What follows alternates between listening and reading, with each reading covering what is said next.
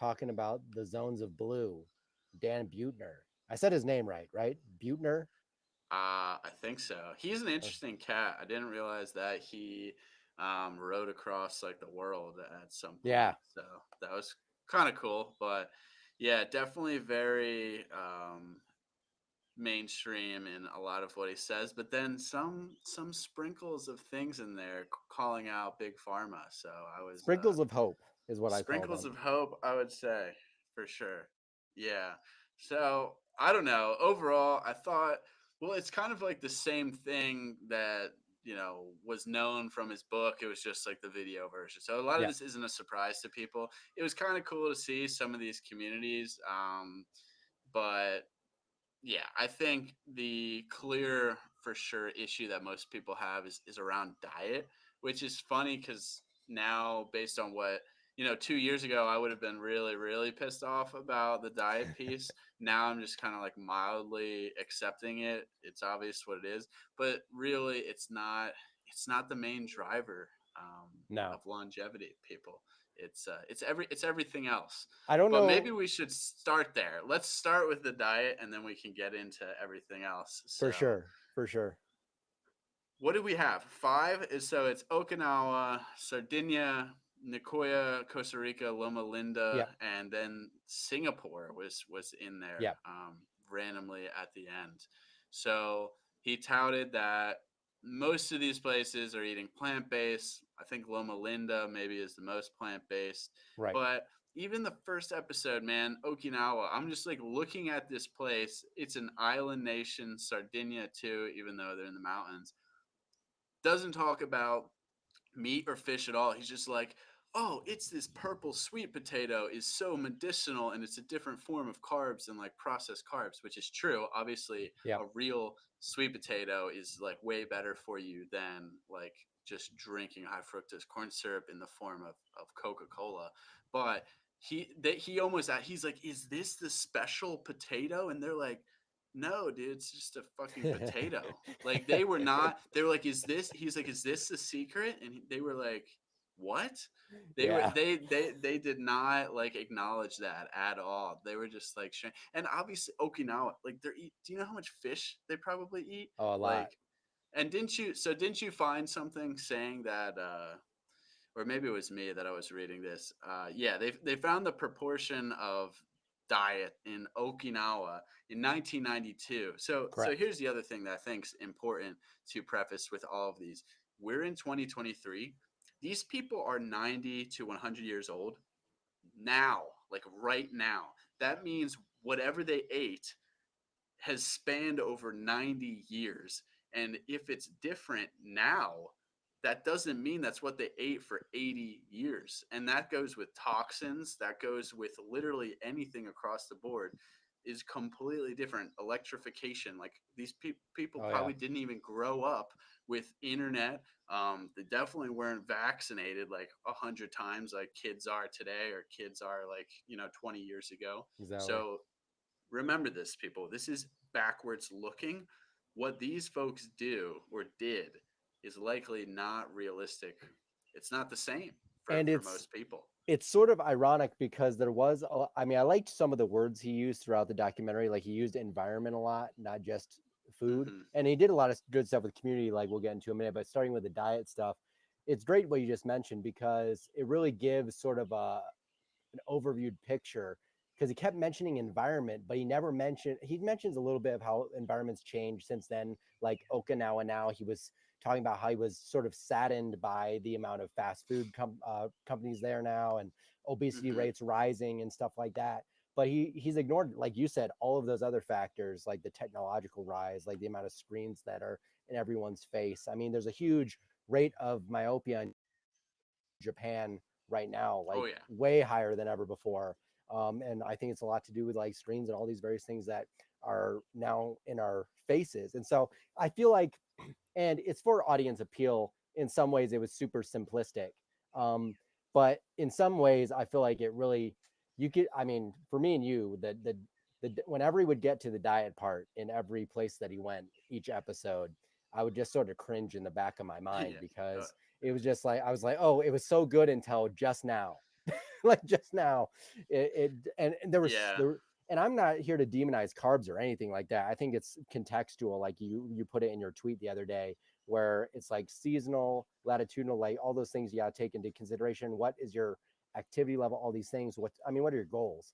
um I did like some of the things he talked about.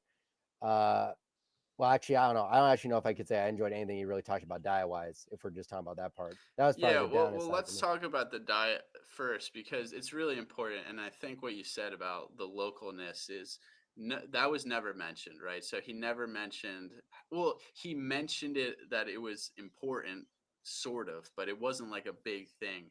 It was No. just like high quality. But the seasonality component was left out, and that's really important because most of these people, again, they grew up a long time ago. And oh, the Ikaria, the Greek Hmm. island, was the one that we missed. They were literally off grid. They were fully self Yeah, sufficient until like 100%. 10, 15 years ago. What does that mean? That means they only ate locally. Like they only ate what they could grow. So what they could grow was what was in season. So that's extremely important. And of course, it was high quality. And then he talks about the fucking wine as the main Yeah, driver there. yeah. I was about to lose my mind. Obviously that wine is way better quality than anything like in California, probably most regions of the world. And I'm not here to tell you that like you can't drink a glass of wine. Obviously these people did, but that's not like why. It's the connection, it's the locality of it. But let's talk about the meat Well, or just and just the one more just diet. one more thing on top of that. Just one more thing on top of that. The other thing too I noticed amongst all of them is like we were talking about the freshness of their foods. Like it's Yeah. not like the same, like all that produce and all the grains and all the vegetables they're eating. It's not like they went to Walmart and bought these like pesticide laden uh Mhm. produce things. It's not even similar at all, which you're going to be talking to doing a podcast on glyphosate. Really interesting. But it just like super. Yeah, but anyway, the plant-based, I guess, nomenclature or perspective that Dan has is clearly very biased. It's clearly overemphasized, and it's not even really that true because again, we're talking about what they ate their whole lives in Okinawa, and there's actual research to back up. In 1992, a study comparing diets of mainland Japan and people on the island of Okinawa found that they had a higher consumption rate of pork fat, and fish. And obviously, we know Japan, they're eating fish and they're on an island. So, of course, they would be eating a fair amount of fish. But, you know, people didn't eat, they ate what they could get, right? Like the meat was available, they would eat it. When it wasn't available, they'd probably eat, soy and sweet potatoes and things like that. And that's just like across, many civilizations, I would say. And same thing with Costa Rica. I was living kind of close to Nicoya for a month, and yeah, people definitely eat meat. They're not avoiding it at any like direct measure. And the guy they talk about, it's like 100 years old. He's herding Yeah. cattle. Like what the hell? You think that they have cattle that they're herding. Maybe he's not consuming all of that. Maybe it's his job, but obviously he's selling it to other people in their community, or they're used for dairy. So to me that was hilarious as well. And yeah, Loma Linda, Seventh Day Adventist, which they live longer than Americans, but there actually aren't even that many centenarians at all. They're just handpicked No. like the good one in America, and it just so happened to follow a mostly vegan diet. But then they do all these other decent things. And again, California, like 60 years ago, was beautiful, is full of nature. There wasn't all these pesticides being used. They obviously get great sun there, so it was kind of before California got completely ruined, I would say. So Yeah. it's a A lot of bit these people different. were outside too. Yeah, that's what I'm saying. But anyway, the diet piece, I think, was really fascinating because I was listening to. Well, first off, why do people think that meat is bad for longevity? And I wrote about this in my book, and then I omitted it because I thought it was a bit confusing. There's this one study that found that so meat is high in amino acids like methionine. And the longest time people have been saying, oh, methionine is bad for longevity because it overactivates mTOR and this anabolic Yeah. state. And Yeah. everyone from like Ben Greenfield to Seem Lond, like all these guys are like, that's why fasting is good, because fasting balances out the anabolic nature of meat. And it's all based on this one rat study where they fed rats synthetically produced methionine in Hmm. isolation, and found that those rats did not live as long as the ones where they didn't feed them. And funny enough, Dr. Stephanie Snett, who we're interviewing, she's big on the synthetic supplements and Yeah. compounds are problematic because they are not deuterium depleted like the natural component. Like when you eat meat, your body is naturally deuterium depleting that meat. So she had this aha moment saying that you cannot compare synthetically formed amino acids that are created in a lab and like that being equivalent to methionine that you would receive from meat. Same thing with Hmm. melatonin supplementation, she's talked about on other podcasts. So everyone's basing meat being bad for longevity on a study with synthetic isolated methionine done in rats. This is a joke, really. And I'm so glad I listened to that yesterday because it was kind of the final click in why this has become so prevalent, even in the people who eat meat camp or have said this. And it just doesn't make Yeah. any sense because obviously we would eat meat quite a bit when it was available, and you were looking into Hong Kong, right? Yep. Yep. Yeah. So on average, the average person in Hong Kong, and they have some of the highest longevity in the world, in there. And so I was looking it up. And I think the average person eats the equivalent of what would be 20 ounces of meat a day, on average. So mostly pork and beef.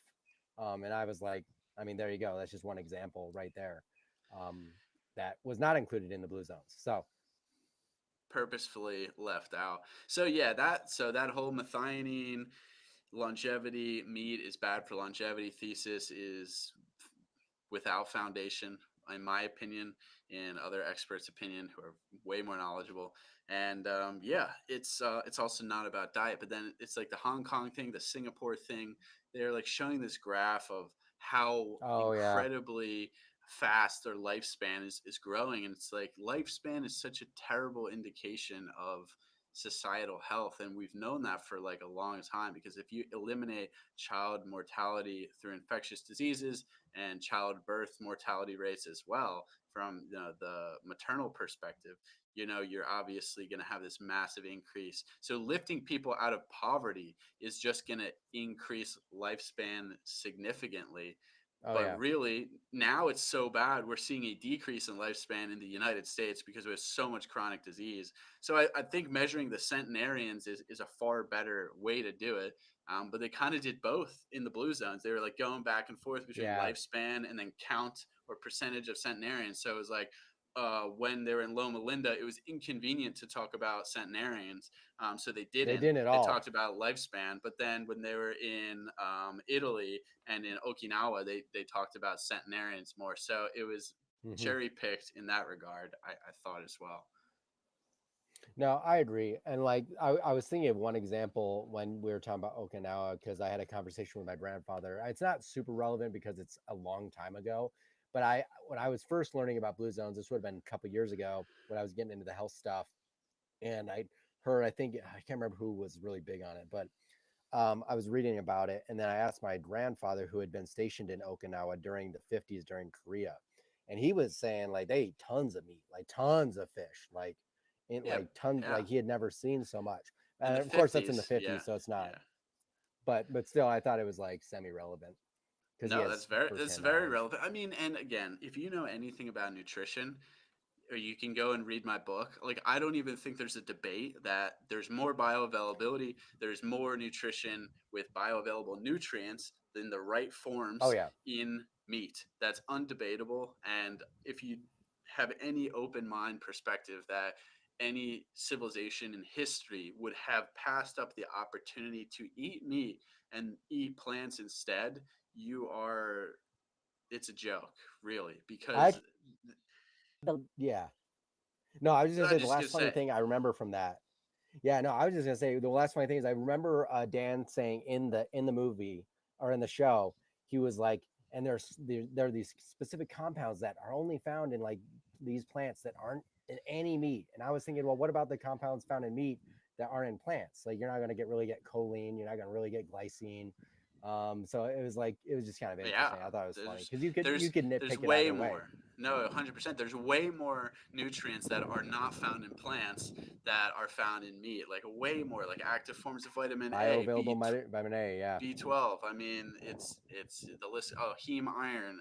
The list goes on. heme And iron, what do we talk about? Stefan von Fleet. Actually, you can get a lot of these, you know, phenolic phytochemicals. compounds, phytochemicals from meat. It might not be in the same quantity, but if the quality of your meat is high, it's pasture raised, they're going to upcycle some of those plant nutrients as well. So eat your pastured 100%. meats, folks. So that's it's just ridiculous. This is still a thing, but that's also a problem because then all the carnivore folks, all the meat folks, the paleo folks, all they talk about is meat, um, Mm-hmm. and versus plant based. That's not, we covered it here. That's not the main driving factor of the longevity in these people, clearly. And that's something that I No. think that this documentary and the work that he did, a lot of the stuff they got right, in terms of the other things, the community, the sense of purpose, the walking daily, Oh yeah. being outside all the time. He didn't mention. But I guess things that he got right that he did mention is that food made from scratch with local ingredients, and Stress. then working physically, instead of just sitting at a computer all day. Stress, yeah. So, and then community and purpose, right? That was big. Yep. So they That did was a good probably job on that. actually the biggest thing. I think that was Hmm. actually even if, I mean, it depends who you are as a viewer, but even me, I felt like overarchingly, the community aspect was driven home really well, Yep. and it really made me think about things because like if you, and I actually thought about all these communities. Not that all of them are like per se very rural or anything like that, but like the Greece one is specifically and was for a very Hmm. long time. But a lot of these are like pretty close, tight knit communities. And it was funny because my first thought watching this was like, well, they're not perfect, but the Mormons do that pretty good too on a decently large scale. Now, I know a lot of They Mormons did. like drink ton. They did. They drink a lot of Coke now, but but for a while they had it pretty good. But Well, it really made me think about it. the Mormons actually are a fantastic like population to study as well, um, because they are really healthy. They're really, as well, like tall. So Mm-hmm. I think, that was something that was used for, a couple studies. Maybe I can find one.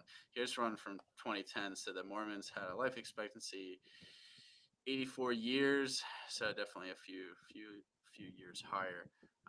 Yeah, 2000 or 1980 from 2004. So yeah, that's pretty good.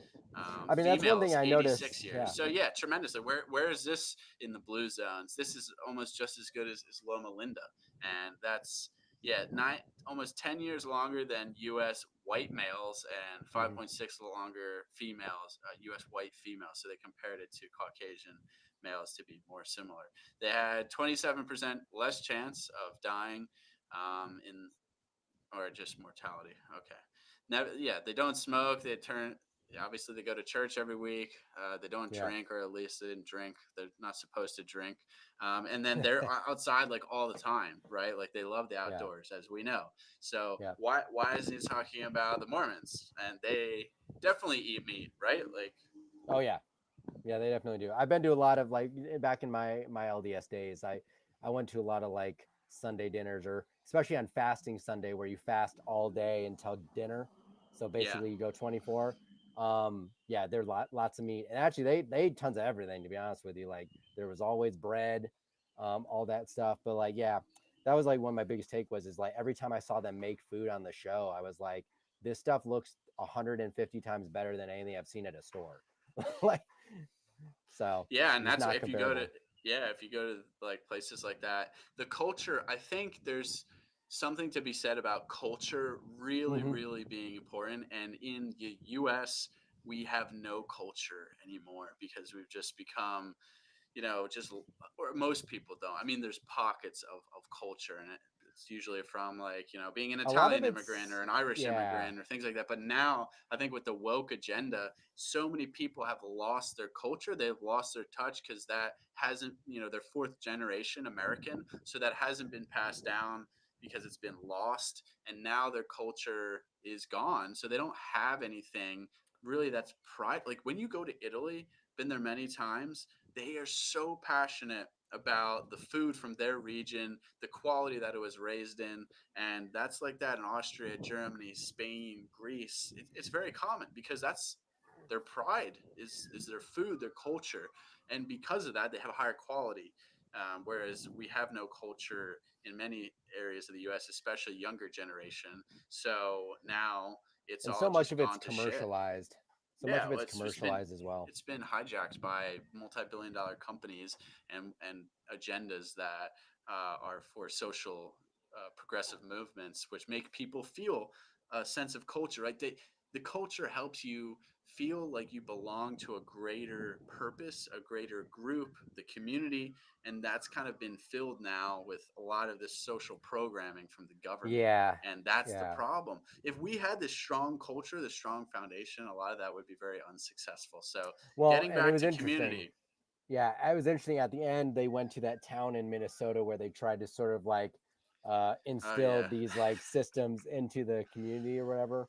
And I don't even know if I paid too much attention to the end of it, but it was sort of an interesting idea. I think actually when I look at it from 50,000 foot view, the biggest thing that's lacking from like a health perspective in the mass scale in the United States is that community aspect because it's just not really there. I mean, there's a lot of online communities, but that's not nearly the same thing. No. So unless you're like in like unless you're really like man like in a youth group or like doing like boy scout, I mean even that. I mean it's just so different than over in Europe even like you were mentioning because I experienced that traveling over there a few times myself and I was actually blown away because I was like man I don't have any of this here where I'm from.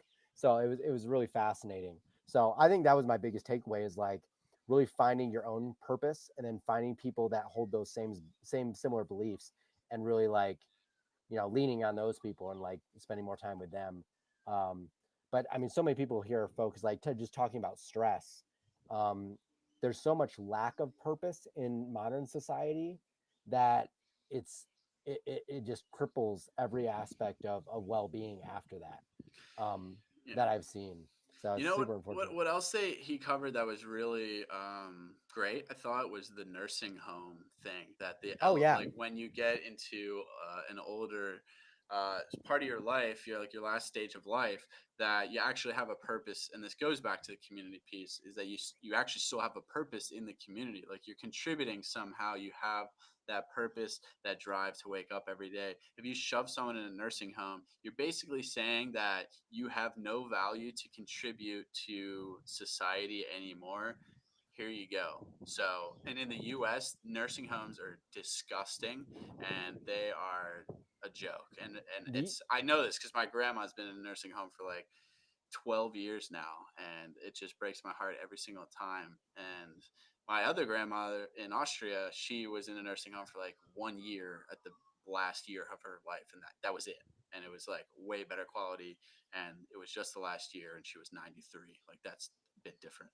So, Yeah. Well, and I'll say this too, because I've said this on I think a few other podcasts that they view elders, like you said, differently. They look at them for hmm wisdom and various things like that. I like that, especially in the Italy section where they had all these sort of middle-aged women sort of caring for. They take turns helping care for this centenarian that's in their village, and I just thought that was so cool. And they come to her. I mean, I don't know. It's like you said, like they still have purpose, and we kind of look at like you said, elderly people as just extra baggage. And so, and I've experienced this with my own grandparents who've like had family members try to put them in a home to basically not have to see them or not have to take care of them or not have to help with, and it's super depressing. So it's like I'm after one of them goes, I'm like, hey, move down here, we'll take care of you, we'll take you out, we'll do stuff, because that's what keeps people vibrant. And I think partially the reason like loneliness, they talked about loneliness, yeah, like yeah, yeah. highest rates of like community, especially at that age. And when you like lose a significant other, which will happen to pretty much everyone at some point, um you lose something. And when you've like, I always think about sort of my grandparents, like because they don't have that community, or a lot of their friends family have passed on because they're so old. um Once one goes, it's like, where are they left? And it's usually shove them in a home, and I don't want to do that. So it's one of those things where I think we just got to change our perception around what it means to age. And we look at here, and the one part, the good part they mentioned about kind of calling out big pharma, is looking at it as avoiding disease before it happens. So I did like that part a lot. Yeah, yeah. So those, I think, were really good for um the shows, the series. Really, I think in a modern world, those are the things that are making such a, they're the intangibles, right? Like if you don't have a sense of purpose, you don't have a community, if you don't have people who value your existence, you're not going to live a long time. You're not going to be happy. You're not going to be healthy because you have no value to contribute, sadly enough. So Yeah. that was good. The other things he completely neglected was just, I think that we haven't covered, is it's really just their immersion in nature. Yeah. They're spending time outside. They're not really in this modern world. And again, this goes hand in hand with the fact that they grew up 70 years ago. This is Yeah. very backwards looking. 70 years ago, 80 years ago, there was less toxins in these places. I mean, some places there was more toxins, but in these places, there's definitely less. Very, I know, probably super underdeveloped. They're not like sitting in offices. They're not on their phones. They are, the guys in Sardinia were all, herding herd animals like sheep and goat outside, like all day, right? So if you're a Well, yeah. farmer or you're someone who works outside, like a couple ranchers, couple people, fishermen, just gardening all the time. Gardening. Yeah. You wake up with the sunrise because that's when work starts, and you go to bed when the sun sets. So again, you don't need to tell these people that they need to go watch a morning sun because it's good for them, their health. And Andrew Huberman told you to do so. They just Yeah. did that They just do it every innately. single day for 80 years. It's actually pretty Bam. funny.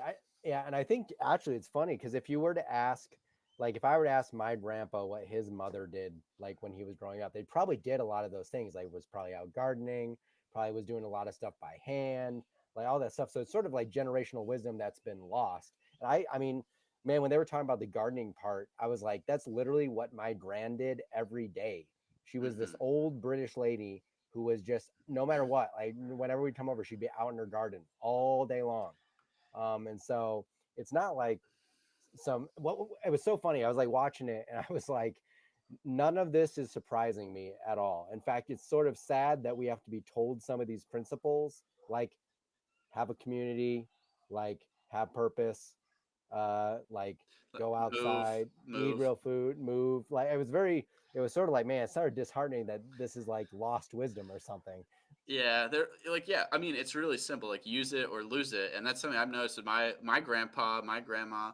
That my grandma, she was 93. She lived in a hilly mountain village in Austria her whole life.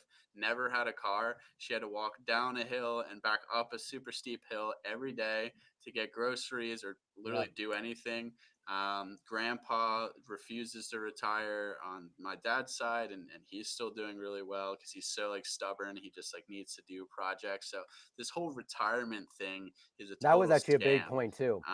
Total scam. And then what? You're just gonna go like sit on a chair at the beach all day. Yep. Like you need to be doing something physically, or obviously you're gonna lose it. And it just reminds me as well. It's, physically we have this notion, and it's funny because yesterday I was talking to another functional patterns trader who I'm going to be doing some sessions with down here in Australia, and we talked to Mike, Hmm. which came out this week on FP. You know, men would have been using their bodies very physically demanding as long as they were alive for a very long time. Like that was just their job. They didn't just stop ranching or herding sheep or cattle when they were 65 because they're like, oh, Social Security's kicking in. I got that pension. I'm good, right? And like, no, they did this stuff their whole lives. I read a book on Alexander the Great recently too, and some of his generals were like 70, and they're still, going to war. Like that was it. Like you just went to war until the war was over or you died. And That was actually that a major was point. like, Yeah, that was you actually just yeah that keep doing things. that was actually a major point. I think I actually remember seeing two interviews they did. The one of the ladies in Italy was a centenarian, and then one in Costa Rica who I think was ranching or something like that. Yep. Both Yeah. of He them was were a like, hundred. Yeah. yeah, both of them were like, yeah, I'm not retiring or I don't have a pension or whatever. And I was like, oh yeah, they keep doing stuff. Because yeah, that's what I've noticed. Like, yeah, what are you gonna do? Just stop and like sit and watch the oldies on whatever Discovery or whatever it is, which happens, and that's when you fall Yeah. apart. Retirement's a scam, but it's more important than ever now. Like your 20s and your 30s. If you focus on health now, you will have that, the fruits of your labor will pay off for decades to come. Like if you prioritize these things now, create a foundation for health now, you're going to have this knowledge, and then you're going to have, you know, the life that potentially carries into your late age where you can be active if you treat your body right. That's why I'm really passionate about this. I wouldn't be, I don't know, what, hiking and doing things. I've seen guys on hikes that are like in their 80s and 90s, Oh and yeah, I'm just like, yeah, that's going to be me. I don't care if I die on the mountain. Like that's what I want to be doing in my late age, because I'm and never going to stop moving. But if I don't prioritize it now, and especially again because of the modern toxic world we live in, you have to be just way more deliberate about it. You have to have a set, focused decision to do it and mindset. yeah, whereas their sort of actions have been innate based on how they're raised, we have to sort of go out of our way to sort of create the behaviors again. But that's not necessarily a bad thing. I mean, it's probably better than just ignoring it. And the other thing too is like what you were saying, is just like you just gotta do stuff. And I think right now, especially if you're a young person like us, is like now is the time to find your purpose, to dive into what you love and like make it happen. Stephen Lubka had a great tweet on entrepreneurship the other day and leaving a cushy 250K job because he hated it. And he's found so much more purpose in a much harder environment, which was starting his own business. But I think it's much more rewarding, and that'll pay off dividends later as well in your health because you're actually passionate about life and not trying to just get to the finish line. Yeah, 100%. So yeah, again, I think overall it's very basic. It's a Netflix documentary. Most people already knew what was coming. There's a lot of, side programming that's ongoing in there, like subliminal messaging. But there's a couple moments that are great. Obviously, you can take a lot away from these communities. But for me, it's like diet is not the most important thing. Everything else you do, obviously, diet, if you have like a horrible diet, you're going to be held back completely. But health, longevity, So, vitality is multifaceted. so better or worse than Game Changers? I've never even watched that fully because I think I just couldn't even handle I think it's it. slightly better. They did they Yeah, did a for lot more of the sure. community stuff, but yeah, there was a lot of just like I was upset that it was 4 episodes. Let's just say I was hoping it was like just one thing One. that I could sit down for like 2 hours or not 2 hours, but like an hour 10 minutes and it'd be done. But now it was like 30-40 minute episodes, which was fine. But it was sort of like a rehash every episode, and so I was kind of Yeah, like, yeah, I get it. it's a similar thing. So it makes you think. It's just like how easy, like when he did this Minnesota thing, or he's talking about Singapore. It's like Yeah. how easy it would be to make a drastic change in societal health if we could just strip away from this industrial medical complex and Oh, massive. actually, create walking lanes and bike lanes and build, better access to nature and start banning toxins so they can't spray all this shit on our food, and then incentivizing local producers. Like if you were a town mayor, like I don't know, maybe one day I'll be a town mayor of some small town in Wyoming, and I'm gonna ban literally all this shit. Use different lighting in buildings. Have more open windows. Ton of natural light across the Yeah. board in this series. Ton of us being outside. Incentivizing local food and embracing the community aspect of it. Like it's Well, really not that hard. It's no, just it's we're got to so start on a local entrenched. level. Yeah. Yeah, I think it's got to start local because it's never going to come from the top. It's just not going to So happen. how can people make a difference? Just start doing stuff like that Yeah. locally. Start forming groups. Start buying local. Start incentivizing things that can be done better locally, and try and just form a little group or community within yourself and preach kind of the important lifestyle habits. Go find some old people in your town that have some wisdom that is going to be lost forever if they don't have a purpose. Yeah, and I found, and I do this all the time. I'll talk to, it's funny, I'll talk to old people at the store all the time, but I'll just get them jogging memory, and then I'll get them, like, I'll stop people from buying vegetable oil. I'll stop old people all the time. I'll be like, hey, you want to hear XYZ? I know that, blah blah. And usually they'll be like, yeah, my mom used to cook with Butter. lard or butter or Butter, whatever, and I was yeah. like, yeah, just do that, and they're like, wow, good, I actually like that. It tastes way better.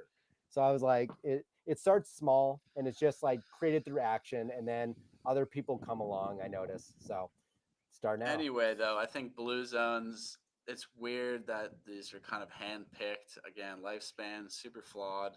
But the maximum, age of people, and this is something that's highly debated and you could really never prove. And they often debate in general that even the blue zones are of all like flawed birth certificates and things like that.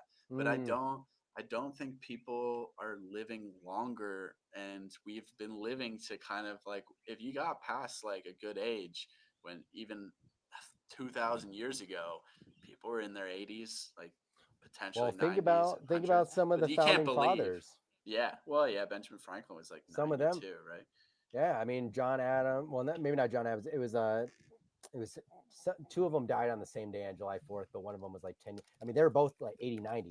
So it's just like we're not really living longer when you look at it. It's just sort of like, I don't know. Are you doing the behaviors?